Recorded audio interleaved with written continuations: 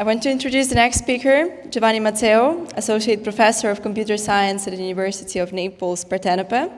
And he is going to talk today about AI-generated content, which is becoming indistinguishable from reality. And here comes Attestia, a decentralized protocol designed to restore the trust in digital media through an open verification network. So Giovanni, the stage is yours, and please. Thank you. Okay, thanks. Perfect. Yeah. Okay, thanks a lot. So, yeah, my name is Giovanni Mazzeo. I am Associate Professor in Computer Security at the University of Naples, Parthenope, and I am co-founder of this company called Attestia.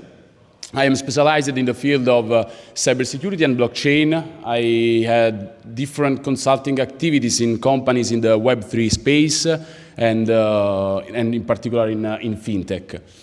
And yeah, so as you have seen from the title, today I'm going to talk about the problem that we are used to face regarding manipulated media, which has an important impact on our society. We have a situation where there is a trust problem in our internet. So some time ago, we had much more trust on what we were seeing on our internet. Of course, there was the risk that someone could manipulate the media, but in that case was just possible from someone really specialized, which could use, for example, Photoshop in the right way as a pro, and so it wasn't that easy to produce manipulated content that could be images, video, audio, while today, with as you know, with the generative AI, it's much easier with the recent deepfake algorithms. It's much easier to create manipulated media, deepfake content that in certain cases looks very real. It's true that sometimes we are used to see these pictures on social media, wherever, on our news, and in some cases it's really evident that these are fakes, but it's not always the case. And also the trend is not actually very good, because it looks like the quality of the content that is being generated is improving a lot years over years.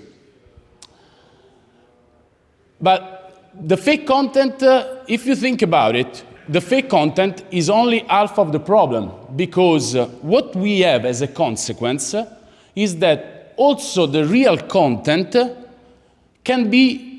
becomes deniable. So it's a problem that we cannot know.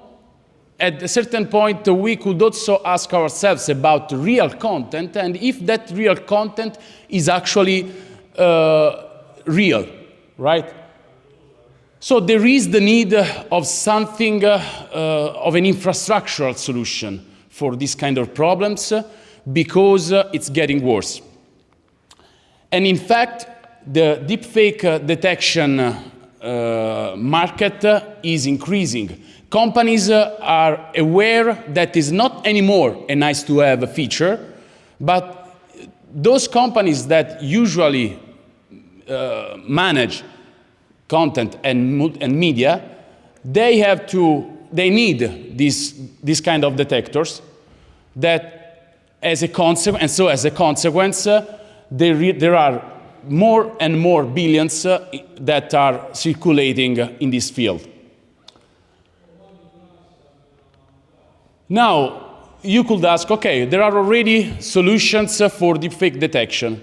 Not sure if some of you already used one of these solutions, if you have experience in testing these tools. And it's very frequent that these tools provide a wrong result. So you send them a real picture, they give you an accuracy of 60, 70% that real picture is AI made. It is very frequent that these tools fail. Why is that? First of all, there is, so why these tools are not enough? First of all, these tools are opaque. So we don't know, we have no actual knowledge about the models, the trained data. They are pretty closed. Then it's also, one problem is also that these tools are trained on data, on different types of data, but it's it's well known that the actual, the quality of the detection depends a lot on the same, on the data set that was used. So, I mean, if I have to detect an image containing animals, and I have to check the quality of that image, so my model has to be trained on that kind of data, right? And it's not that easy to have a learning path on all these data sets. So these tools are fragile, as I said before. They fail very frequently. So there is this missing layer. We have identity that can tell us who created or shared something. We have also solutions for provenance that are not the panacea. So, I mean, provenance can tell us where content came from, but it cannot tell us it is attackable, is not perfect. So there is even there a problem. Then we have tools for detection, but we still need a reliable, auditable proof of authenticity. So what is Attestia? Attestia is a solution that is trying to provide a decentralized infrastructure for detecting manipulated media. And so, as you can understand, is based on a blockchain, and is decentralized, is verifiable because all the proof are actually stored on chain, and we use zero-knowledge proof to give assurance on the aggregation of verifications, is also incentivized. So the idea is that we want to create economic incentives to give stability to a network of verifiers that should participate in the evaluation of content.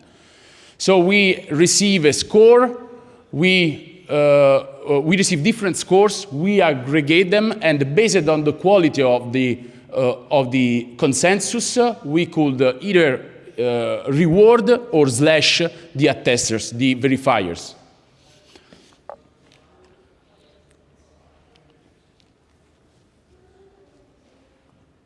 What is the flow?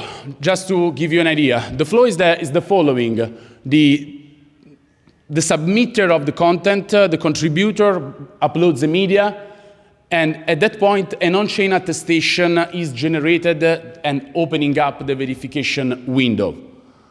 Then our detector provides our own evaluation, and different independent evaluators that are part of the network provide their own score. And these scores are all provided as off-chain attestation signed by the different attesters, the different verifiers. The scores that are then aggregated and combined, and this process of aggregation is proven via a zero-knowledge proof.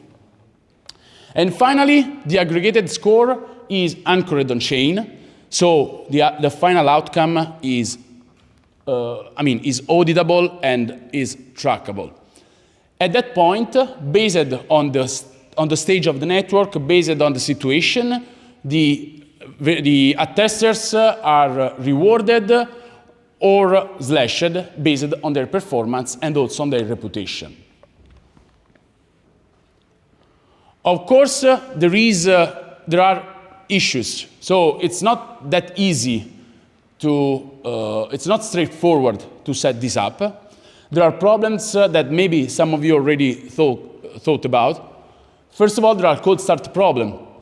So the quality and the trust in the network strongly depends on the amount of attesters and verifiers that participate to the network. The network quality, so of course the network should attract qualified verifiers, and there are risks related to the consensus. So if few attesters participate, the aggregate score, of course, may be fragile. And then, last two bullets, the risks from coordinated groups that could manipulate, could sync. And even here, we have a situation where the higher is the number of attesters and verifiers, the better is the quality of the network. And last but not least, there is also, it's important that the network could reward and slash on the actual performance and not on content that is not, that was actually real or made by AI. So in terms of use cases, where these kind of solutions are very important, these are very important, for example, if you think about in a legal context, so legal offices that require these, a proof on the quality of this content. Also, in the space of media and journalism, we need, because, I mean, before publishing a specific article, a specific image, it's important that the journalist is sure about what is actually publishing. And other examples are, for example, from insurance, right? Also in the financial space. In the insurance space, someone could use a fake media to claim false statements. And so this is where we see the actual importance of our solution. And with this slide, okay, I think this last slide is missing. Okay, with these slides, I'm done. I think one slide was, okay. I think the last slide is missing. And yeah, with this slide, I've closed my presentation. Thanks a lot for the attention.